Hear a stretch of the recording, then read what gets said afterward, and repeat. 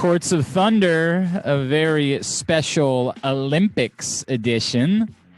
I'm Glenn Clark. He's Greg Rosenthal. Greg, I feel like we're cheating in that like we get all of this bonus tennis. I just wish it was at hours that were more convenient for your boy on the East Coast.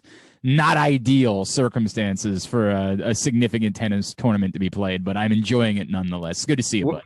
We're cheating life. The listeners of Courts of Thunder, they didn't think we'd be back so soon. They're cheating life. Yeah, a lot of people you're welcome at me. They said, hey, if you want to do an Olympic show, I'm on board. And believe me, I'm on board. I'm with you. The time zone is a problem. It's much better on the West Coast because it starts at 7 p.m. So if you want to pull a little, 7 to 11, 7 to midnight, you get a nice big chunk of time in to watch the tennis. And it's weird. There's no crowds there. And yet it's such a big tournament. And yet it's really hard compared to these other sports where the most busy time and most important part of a tennis season is right before and right after the Olympics. So it's just every time, as a fan, these Olympics years, the players always are exhausted. And I think you're seeing some exhausted performances from some of the players. No doubt about that. Cough, cough, Ash Barty, cough, cough. But no, I completely understand what you're saying.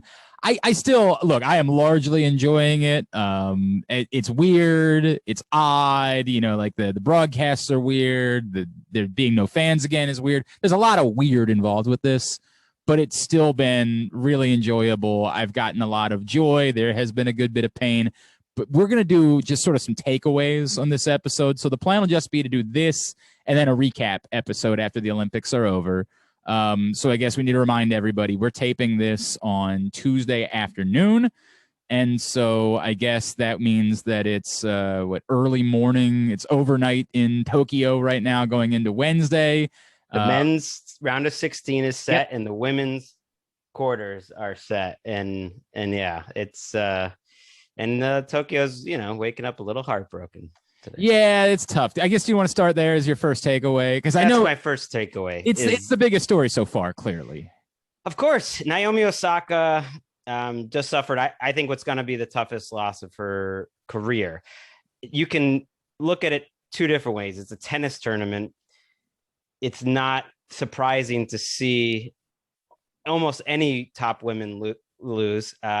She is one of, of the top 6 seeds, one is alive. And that one, Svitolina, actually was a gigantic underdog and won on her round of 16 match versus Sakkari. So that's sort of where the women's game is at. So on that sense, it's not a shocking result, but I don't think that changes the fact that it's probably the biggest loss of her career and the one that I think is going to be toughest to deal with, because she lit the cauldron and she didn't play Rio. And she talked about how she's been waiting for this tournament for 9 years. She said that in her NBC interview after the second round match in the 1 or 2 questions they had. She's been waiting for this for 9 years. And she said that she came out very tight in the first 2 matches. You would have not known it. She looked great. Awesome. Yeah. I mean, she looked awesome in the first games too. She blitzed, both of her first 2 opponents, and I thought looked amazing, but she came out tight against Vondrousova, and Vondrousova played lights out and just the first set was over before you knew it. And then Osaka, I think, played much, much better in the second set. And we can get into the reasons why she lost the match tactically. But I think, to start off, it should be noted, Vondrousova in that second set withstood a play by Osaka. I think that 90% of the field would not have. And I don't want to get that lost, because that's where, if you're just dipping into tennis and it's not your normal thing, I mean, it's a one-on-one matchup. It's boxing, and someone like Vondrousova, who's only had one other streak like this in her life, which was the 2019 French Open when she got to the finals, and the entire month or 2 before that. And I can't say I watched a ton of those matches then, but listening to the coverage and everything, it's like she was in a zone, and I could see it against Osaka, she was in such a zone, and the way the court was playing, she was going to be very tough to beat if Osaka was playing really well, and Osaka was not playing really well. So a few things that jump out at me, Greg. One, I agree with you about the difficulty of this. It almost seemed like Naomi Osaka was, despite everything, willing still to take on the role as being like the personal host of these Olympics. That she knew going back to March that she was going to light the cauldron. Yeah. Which to me puts a whole different perspective on bowing out of the French, not to cut you off, but just when she dipped out of the French and then didn't play Wimbledon, I mean, I don't think this is supposition to say she is still thinking about the Olympics that whole time, that is the biggest tournament of her year. That's the biggest tournament of her career. And that part of the benefit of dipping out right then was saving herself physically and mentally for the Olympics. I agree. I completely agree. And so I think that we have to measure that against the reality of the difficulty of just coming back after such a long time off and assuming that someone who hasn't played this level of tennis for months can just step back onto a court and beat the best players in the world for a week. And I'm not saying that makes it wrong, the decision that she made to not play, because, again, I absolutely defend someone making that decision for themselves. But perhaps we should be reasonable about the fact that it is very difficult for anyone to not play this level of tennis, to just show up again and immediately be in a place where you're ready to beat the best players in the world when they're playing well. I think you're right, but I think she looks at Serena for everything. And Fair. Serena did that, especially at this age of Serena's career, when it was too much for Serena at times, mentally, the pressure, she dipped out. She started playing a schedule in a way that people never did before. It didn't always work. We remember that it did work as a general strategy for a while, because look at her now. She's the greatest player of all time. Sometimes it did work. Sometimes it didn't. It has worked for Osaka. Now, the pandemic was something everyone had to take off of, but she came back to Cincinnati, hadn't played forever. Right. Right. And I was going to say, didn't Serena typically try to play a tune-up, though? Sure. I mean, like, she didn't usually have her first match back be at the major. And sometimes you're right. The grass court in Wimbledon, she would skip the French and just show up. And look, it didn't work. To me, that's not the factor, although it certainly couldn't have helped not being as match tough. But she played so well in the first two matches that I was thinking, man, Barty looks tired. Sabalenka looks tired. Pliskova looks tired. All these players look tired. And I'm thinking, if Naomi gets into this tournament, once she gets to the quarters or so, I'm thinking this might be an advantage that she's fresh. She just got a couple months off, still played a lot of tennis this year. And all these other players have been going at it match after match. I really think it was a combination of things. It was the pressure. She was not ready for that first set. She's spraying unforced errors. And then it was Vondrousova and the conditions. So one thing I'm almost shocked they didn't talk about, and I've seen it mentioned a little bit, they closed the roof for that match. Yep. And that ball was so slow. This is already a slow hard court. And I think you're seeing some players that can play well on slow hard courts anyways, when it's open and it's so humid there. She was having a hard time hitting through the court, which you just don't see with Osaka. To me, it was essentially playing like a hot clay court.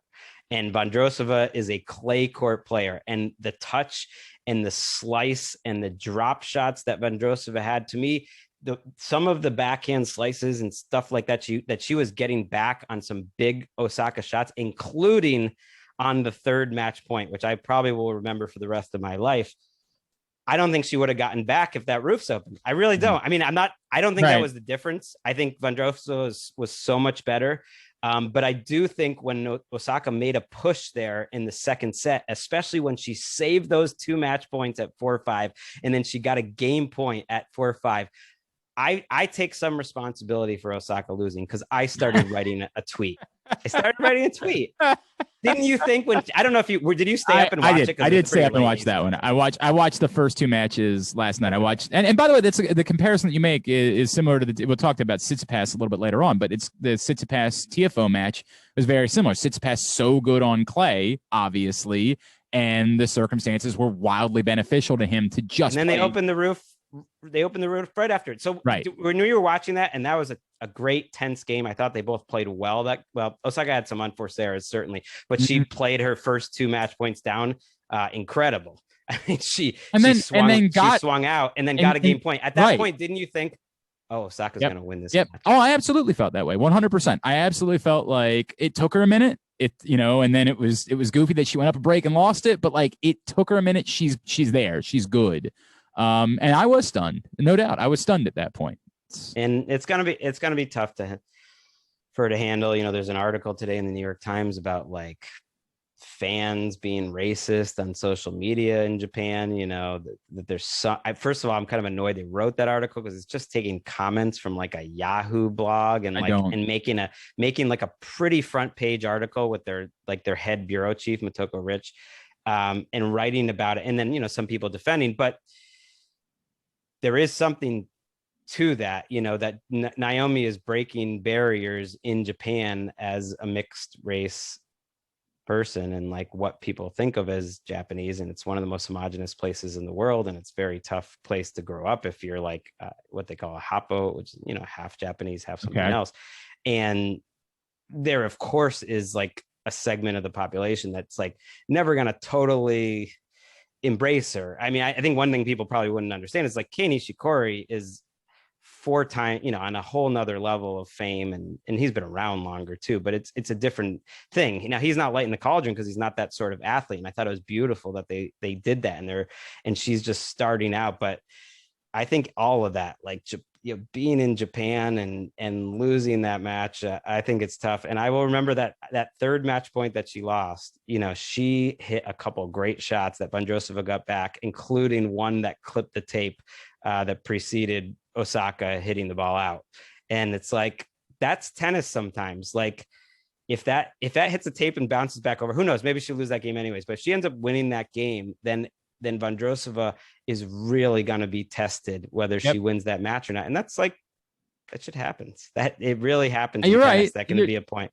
You're 100% right about that. I still think if she's okay, if she comes out of it mentally strong and can play a little bit between now and the U.S. Open. Oh, I assume she will. I know she said after the match she plays things more by ear, so she'll go back to the States and figure it out. But I'd be shocked if she's not playing Cincinnati. Heck, I would not be surprised if she played both hardcore tournaments and decided I want to get some matches right now. And if that's the case, then I'd be stunned if she's not, in my mind, the favorite to win the U.S. Open. I still think she's the best hardcore player in the world. Like I just do. And so if she's okay, if she comes out of it mentally right, then I think that I'm going to assume that she's going to be the player to beat in New York. Absolutely. But then the thing I think people should understand is that you can't assume she's Serena.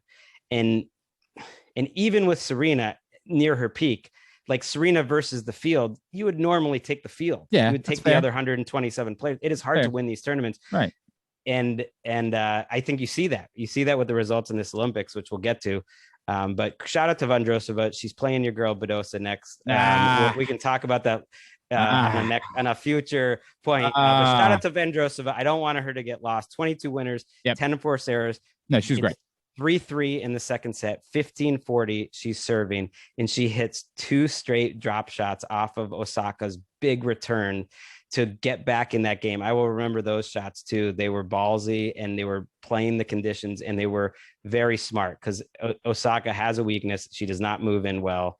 And she was not moving as well as she normally does, I think, in that match. And Vondrousova just kept bringing her in over and over and over. And shout out to her. Who knows? Maybe she'll win a gold medal. All right, we're not gonna waste. I'm broken. I was brokenhearted. I sent out a tweet, by the way. Sorry to keep cutting it. You're good. And about Osaka, and every reply made me want to strangle the person who did it. So I just deleted it. Don't tweet when you're emotional after a match.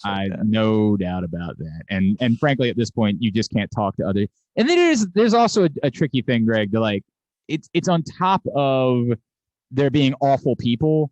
There are some people that maybe aren't awful. They just don't know tennis. Like they just it's a combination. Right. But Osaka's on people's radar in a way that she wasn't. And so now she is. In the Olympics were different. She was going to be on everyone's radar regardless. She lit the freaking cauldron. But she is now, like Serena has talked about for her whole career. When Serena wins every match except the finals, it's not really news. Nope. But when Serena loses, that's news. And that's Osaka, I think, moving forward. And that's just, she's got to deal with that. All right. Let's get to the happy news. Courts of Thunder. Yeah, Glenn. Let's talk about some joy, because this was a little tongue in cheek when it started with Paula Badosa, but I tried to explain to everybody, like, I really saw something that day, that I think it was Friday of the first week of the French Open. And I meant it. Like, I genuinely believed I was watching a superstar. I was watching someone who I was going to be invested in for a really long time, despite the fact that up until that point, I barely knew of her existence until that day. It was just something. She jumped off the screen in this match of the tournament contender. It was something I couldn't fully explain. And it came to the former iteration of this show when we were trying it out. And I said, Greg, this is all I want to do is talk about Paula Badosa. And I am so happy for her. I called my shot. I told you before the tournament started. I said she's beating Swiatek in the second round. She's legit. She's the real deal. Yes, I know she's very attractive. She is, and I get that that's why she's getting a little bit more attention, but it's not just that. She can play. A little bit of that. There's nothing wrong with that. There's no doubt that that's part of the story, and it's part of what draws you to her when you watch, but she can flat out play.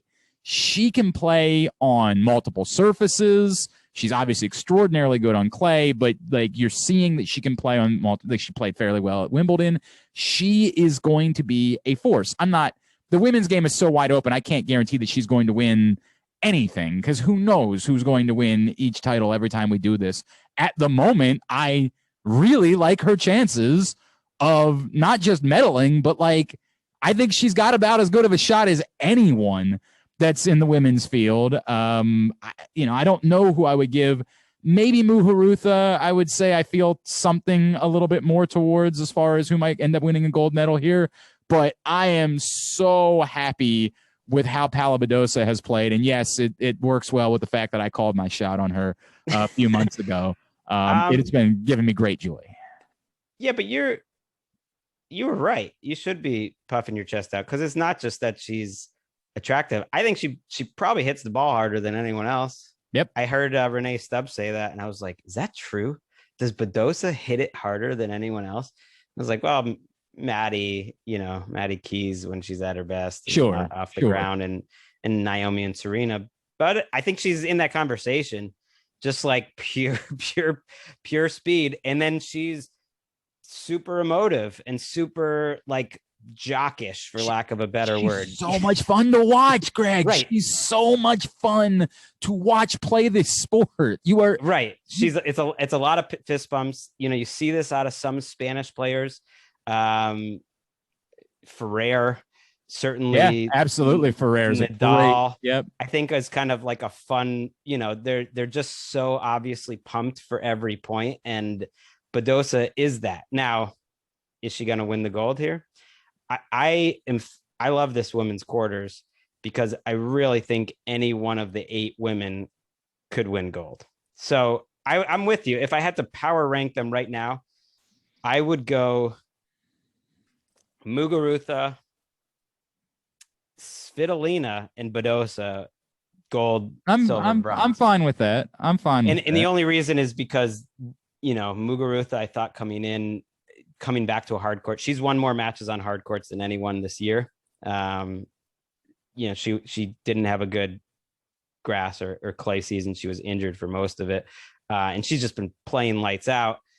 And then Svitolina just feels like it's been so long. I think the conditions help her. I think they help Badosa. Like, I think they like the slow conditions. And I just happened to watch the Svitolina Sakkari match a little bit last night and then a little bit this morning because I watched Nishikori on tape and then that was after it. And man, she just played lights out. And I'm just like, dang. I mean, I don't know if she's going to keep this level, but Svitolina, who's had a terrible year for her standards, is a longtime top 5 player, has won the WTA finals, has not broken through at a slam. But just seems like something like, oh, Svitolina won the Olympics. I could just see that. And she's been a great pro. But you can't count out Vondrousova against, Vondrousova Badosa is the next match. And I think it's the early match. So that helps you out if I'm right. Am I right? That'd be wonderful news. Oh, that would be so wonderful news. It is. Let me check the order of play here really quick. But I think it's up first if I'm not correct, because the part of this Olympics, which we can get to for the men, I think, but it's true for the women too, is there aren't other tournaments like this. You have to win 6 matches in 8 days. I don't think there is literally another tournament like that. Rome is close. Now, some of the Masters where they try to squeeze it in basically a week is pretty close to that. But usually you would get a bye in the first round if you're like a top player. And so it'd be 5 matches. So 6 matches in 8 days is a lot. And some of these players are playing doubles, including Badosa too. And so it's just like, who can survive to the end? But I'm telling you, if Vondrousova played that well, Glenn, it's like, that's a coin flip type of match. She's not on center court, so I got to figure out where she is. Right. We can come back. The first match on center court is Daniil Medvedev and Fabio Fognini. I like that. That's going to be a lot of fun. Badosa is. I was wrong. She's second on court 4. Okay, so you can maybe stay up for that. Yeah, but I'll have to. It is a bummer they're not really going to other matches. They're just staying with the matches on center court on the TV. They are streaming every single match though online for free. So as much as people have been like kind of making fun of NBC, it's hard to find things and it's on a million channels. It's like, yeah, but isn't this what we asked for? I mean, literally, if you want, get the app. You can put it on your iPad or whatever, and you can watch any match for free. So Badosa fans, and truthfully, the second match it's not too late for. I mean, I forgot at a dentist appointment this morning. I think I got 5 hours of sleep last night because I was up watching tennis, and then had to get up and go to the dentist. So no, Badosa's been wonderful. You obviously have a particular joy as well. Well, let's stay. I just want to stay with the women while we're on it, actually, because my third takeaway is kind of what I just said on some level, that really anyone can win this if you're on the women's side. And that is what I love about it. And to me, there are so many good stories.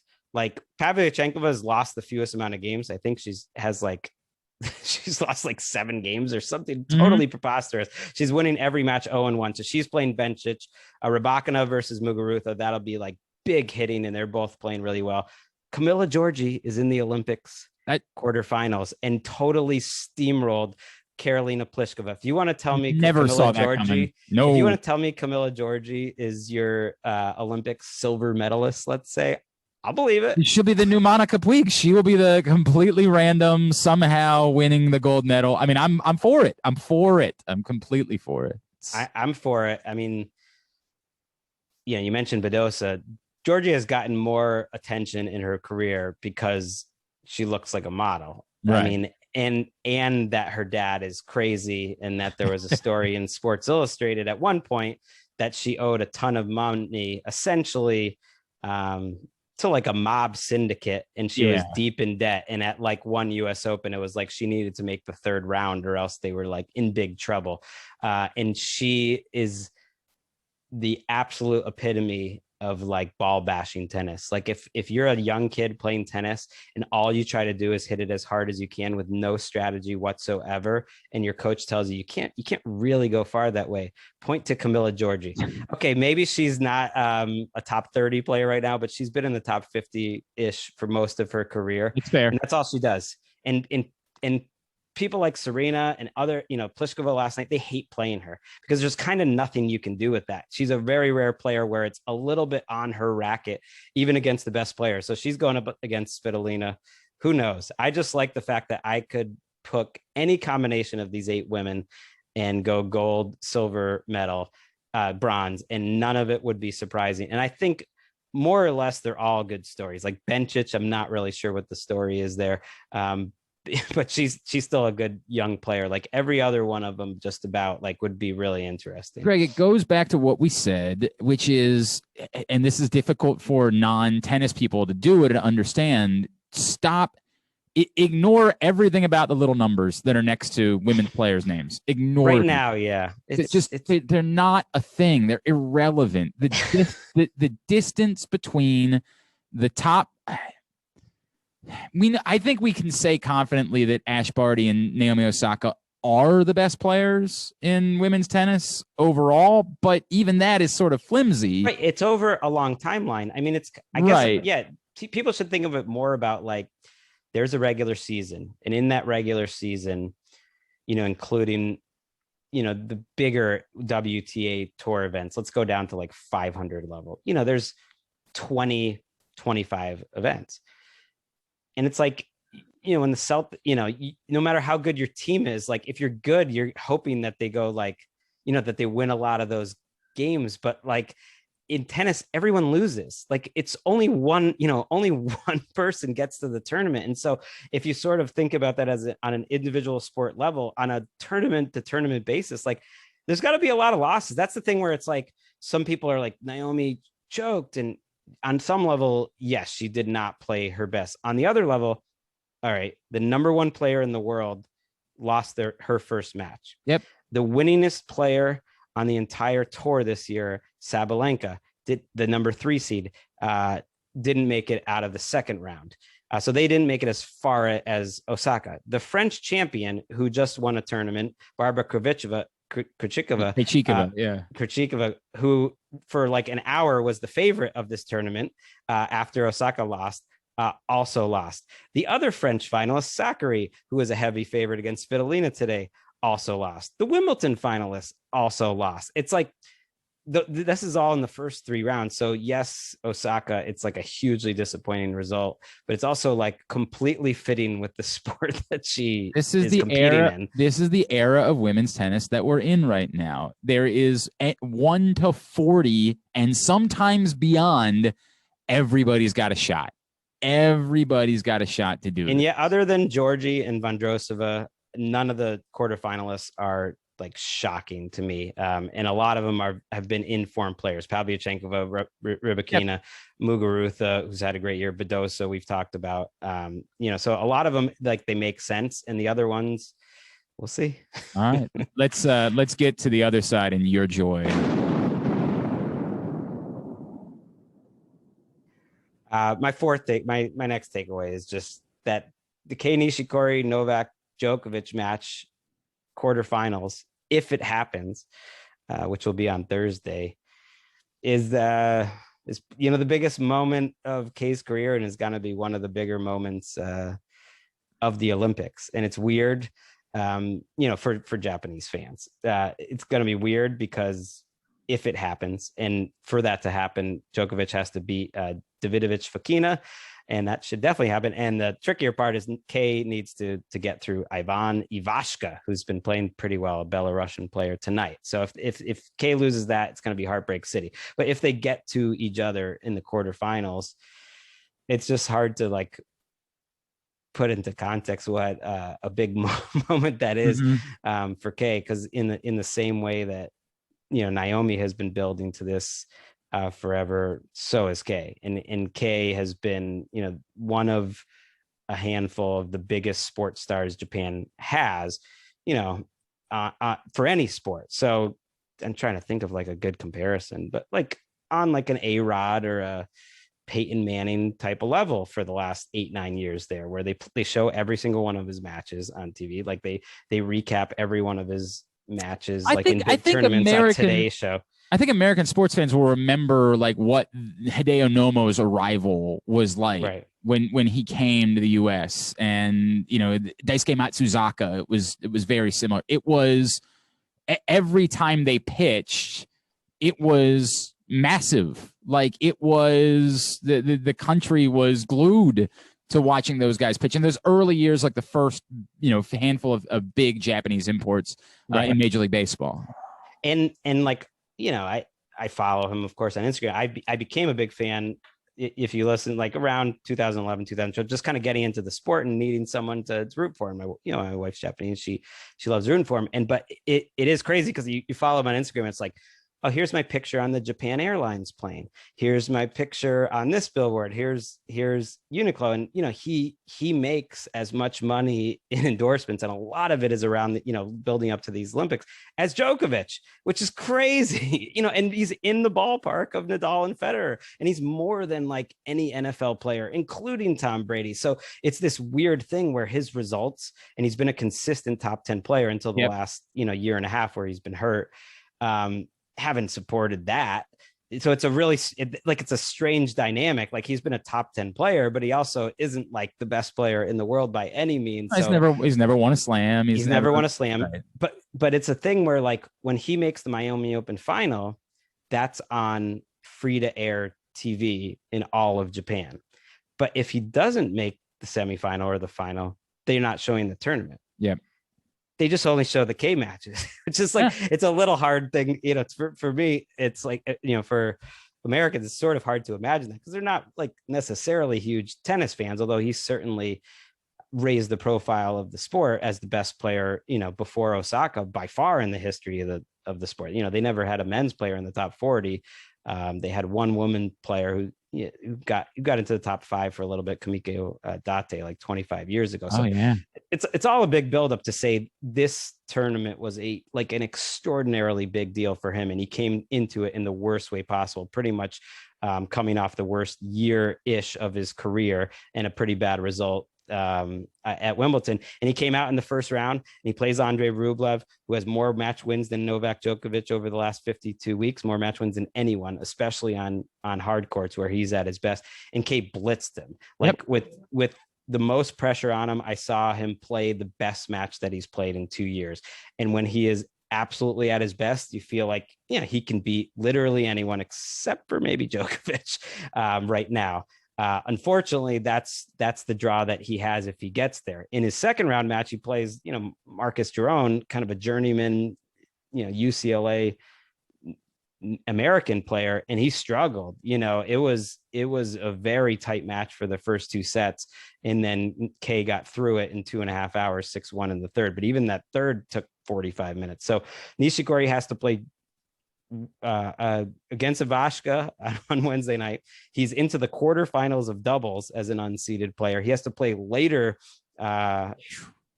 Tuesday night rather in doubles, and then he has to play Djokovic on Thursday. So the odds are definitely stacked against him. That's a lot of tennis in a short amount of time.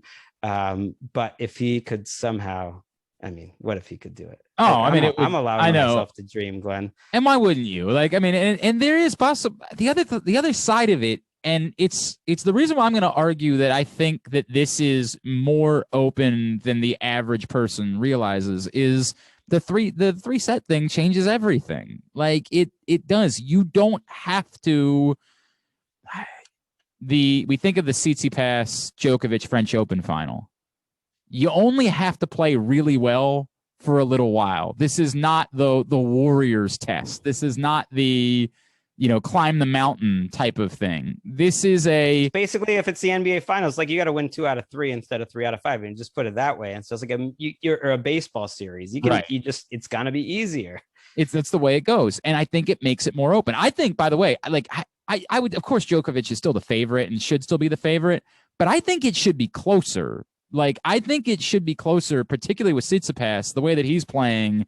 I genuinely believe that there are a lot of outcomes that can still happen in this tournament. And so your takeaway is this men's tournament is more. It's not the women's. It's not the women's tournament. Let's make that very clear. It's not. I don't think there are 8 players that have a chance to win it. I still think there are 4. I think it's the top 4 guys, and I'm not trying to pour cold water on you when it comes to Kay, and it would be an amazing story, and I'm absolutely, for you, I'm rooting for it because I don't really have a rooting interest otherwise, so it's a great story for me if it plays out that way. But practically, I think those top 4 guys, unfortunately, Zverev is one of them. I think those top 4 guys all have if I said it's I think Djokovic probably has a 50% chance, and then the other 3 guys have a pretty good chance to me of winning this tournament because you don't have to win 3 sets in order to do it. I think these guys can take 2 sets off of Novak Djokovic. I think they're plenty capable of it. I agree with the overall point, which to me is that this is going to be a hard road for Djokovic. Not only is it 3 sets, but it's playing 6 matches in 8 days. And he signed up for mixed doubles. And he signed up for mixed doubles. I mean, a lot of them, almost all of them are in one of the 2 doubles, but some of them lost quickly. Some of them didn't. Like K making it to the quarters, I'm kind of annoyed. I'm surprised too, because he's usually a terrible doubles player. But that's part of the reason why I think this is not an easy road for Djokovic. I think playing K in Japan could be very difficult. If he plays like he did against Rublev, like that will be a great match. The problem, I think, is it is so hard to hit through Djokovic on any court. I think that's your best chance. And this court is playing very slow.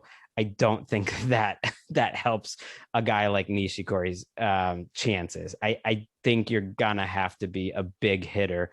I think if Zverev gets him in the semis, Zverev is gonna have to hit out and is gonna have to serve big. He is capable of doing that, and I think that is a tough matchup. So if Djokovic has to be an informed K in the quarters playing well, Zverev, and then Medvedev or Tsitsipas in the final, that actually is one in a 3-set tournament, 6 matches in 8 days. Maybe that helps Djokovic because he's in such great shape. I don't really know, but to me that it's a significant challenge coming off of Wimbledon, because the Wimbledon hangover is real. Like winning a big Grand Slam like that and then immediately flying to Japan and trying to win this tournament. I just think it's a lot to ask. And so I'm with you. I think with the conditions, I do give Tsitsipas a chance, and I give Medvedev a chance on a hard court too. Like I think Tsitsipas is the clear second choice at the moment. And I know that Francis Tiafoe is not the guy that you measure this by, but my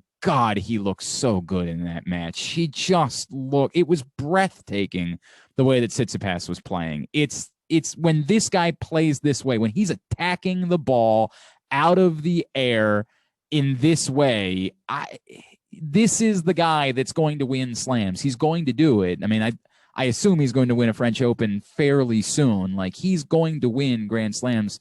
Tsitsipas is. This guy is crazy. I think he's capable of doing it. And to your point, and this is the tournament, and the results support us. Once you got to the point where almost all the good players are playing in the Olympics, look who has broken through at Olympics, like Del Potro. Yep. With his run.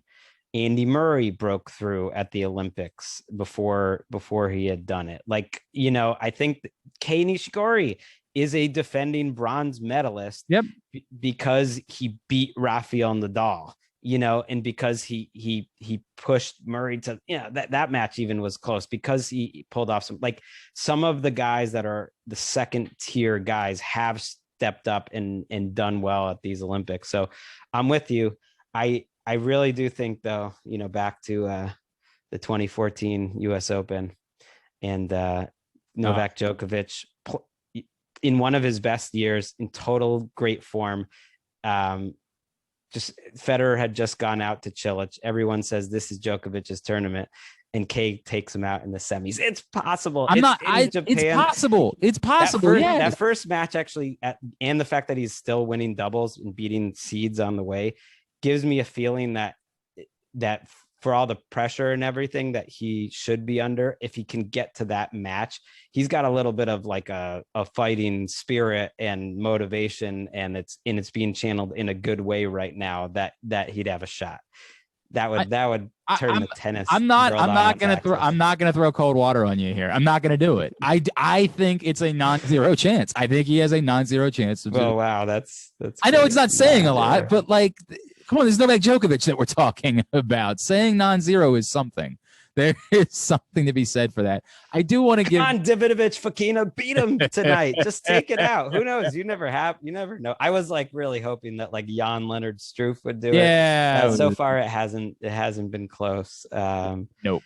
I love the pictures of Djokovic is just like hanging out in the Olympic Village. I think it's like, fans don't love Djokovic as much as, as other athletes, but like the other athletes love him. And so he's just hanging out and he's feeling the love. He is like Mr. Olympics, but he has never won a gold medal. So he is plenty motivated. I want to talk about that because we've openly discussed the fact that we're not Djokovic fans necessarily. And by the way, a lot of the comments that we get on our videos are from Djokovic fans who we're turning around. We hear you. We've made that very clear. We absolutely understand and recognize the greatness, and there is a part of me that feels I am very happy he chose to do this. It would have been easy for him to not do this, to say winning a Grand Slam is far more important from a tennis perspective than anything that's going to happen at the Olympics. It would have been very easy for him to say no.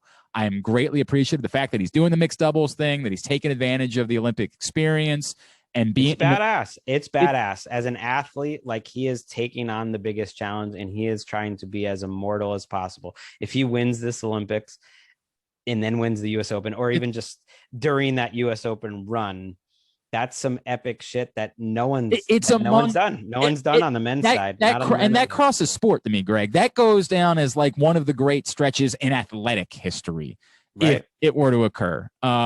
He's taking on the challenge. It is cool. It is cool. It's one of the reasons why, though I was extra sad about Naomi losing, because, Naomi in a gold medal match would have been like a big deal for tennis. And it doesn't happen. But so we're just gonna have to take K for the big deal. I'll add in that wouldn't be as big a deal. I don't think, if he doesn't win, right, if K wins, it to me takes nothing away if he wins the US Open. Like that, it means right. Oh, right. Yeah. This is sort of the extra. This really is. And maybe that's why he was able to do it. Is this really, to me, is house money, right? Like if he doesn't win here and wins the US Open, there's no, he won the Grand Slam, but there's none of that.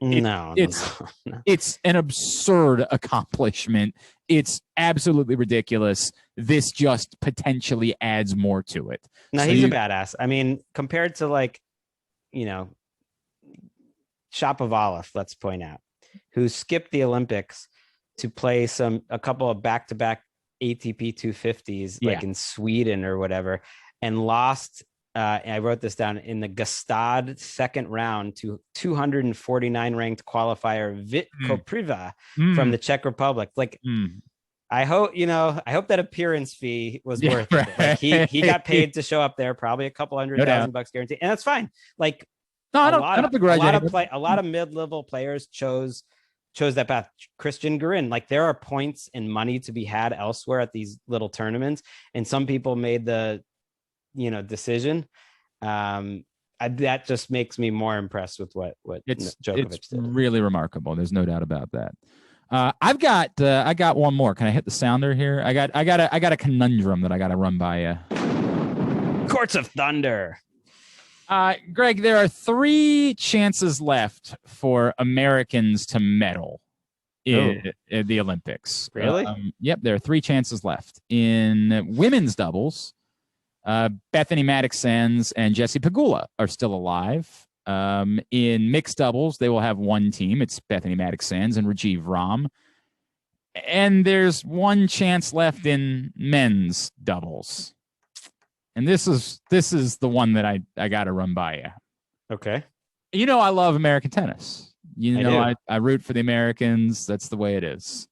Doubles. This is the this is the time to care about doubles more than any other. No question. No question. These gold medals are the same gold medals they give out in any other sport in singles competition. The one men's doubles team that's left in the Olympics. Yeah, I'm looking at it. Austin Krajicek and Tennys Sandgren. As you know, they're playing Zverev and Struff this round, so I'm going to take the USA over them in the quarters. That's it. They got to win one more match, and they're into the medal rounds at least, where you get 2 matches to go try to win a medal. And to be clear, this is a very difficult matchup with Zverev and Struff in order to get there. But that being said, I root for Americans. I don't root for Tennys Sandgren. I am conflicted as to what I do, because it's not as simple as, I'm telling you, if Tennis Sandgren was in the men's quarterfinals at the Olympics, I would root like hell against him in the singles. I would root like, I cannot, he's a human being that I cannot ever appreciate him having success. I can't do it. I can't do it. You all have Google. Figure it out on your own if you don't know. I don't think you have to root for him here. I mean, you could just like, just be in the middle. Why do you have to have a hard feeling? Like, yeah, you want him to beat Zverev. And then after that, it's like matchup dependent. Like, I would rather see Andy Murray win a gold medal. It's a pretty cool story. It is. Andy Murray, always one of the smartest tennis players ever, enters the singles and the doubles. After one doubles match, he decides to pull out of the singles and not play and focus on trying to get a medal for the doubles. And here he is in the quarters. He'll play Cilic and Dodig next, and he's got a chance to go get a medal. Nishikori, like I said, one of only two players that's still in both draws, Zverev being the other one. If he does lose tonight to Ivashka or even to Djokovic, it's like, if he could get this weird team with this guy McLaughlin, McLaughlin, I believe. I don't know anything about him. He's a Japanese kid who you can kind of tell by the name. Had I think an American, but I'm not sure where his dad was from. But he's Japanese. He grew up there, has lived there his whole life, has a Japanese mom, and so that's who he's playing with. He's like a doubles specialist, but not a highly ranked one. I don't think root for those stories over. That's fine. I feel bad because like I don't have any reason to hate Austin Krajicek. Like I have no reason to feel that way, but like I'm sorry, dude. I just can't do it. I probably would, like, if Kay's out and like it's the Americans versus just some, Cilic and Dodig, the Colombian team, which actually they're kind of cool too. They're actually the one like really good actual doubles team. Farah's in it. Like I don't have anything with Croatia. I'm not going to root for Croatia or root for Chile. Yeah, it's fine. Let's go Americans. I guess it's still going to be difficult for me, man. It will be really tough to watch Tennis Sandgren celebrate. Let's go Maddox Sands and Pagula, though. Yes. I feel like they would have a shot here. Pagula, of course, the daughter of the Bills owner. The only problem with Pagula is that like it just reinforces this stereotype, which isn't true in most of the world, where like it's a rich person sport. I don't like that part, but it's not her fault. That's always so infuriating to me. Like tennis is such an accessible sport. Like there are courts everywhere. Yes and no, man. Yes and no. It's accessible to play. It's not necessarily accessible to get into the programs in order to become at this level. Let me make that very clear. Start playing year round and travel. And you need to show a lot of early talent or get help. And a lot of countries and places do help out. And so many of these players do not come from like rich backgrounds at all. Djokovic being the number one example. Yeah, that is a fact. All right. Anything else that you wanted to throw in? No, I think that's it. I'm glad to be back. I loved that our Wimbledon recap. People really got into it on YouTube. Check us out. Obviously on any podcast, please rate us, review us. That's all we ask. Share all of it. Doing it for fun. Hopefully you guys like us. Tell us what you like. Greg was mad at me because I said on Twitter that we were only going to talk about Nishikori and Paula Badosa, and then I was like, I know. The show's only for us.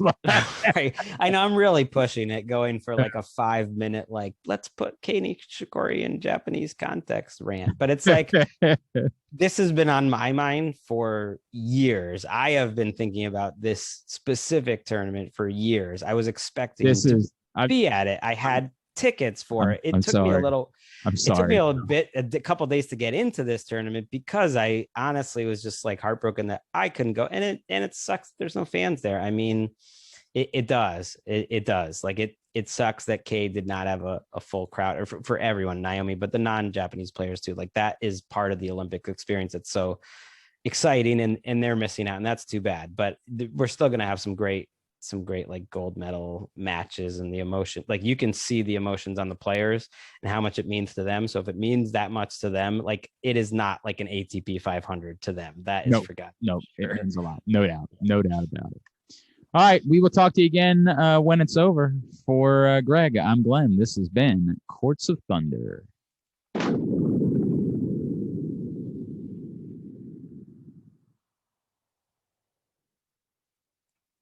That was good.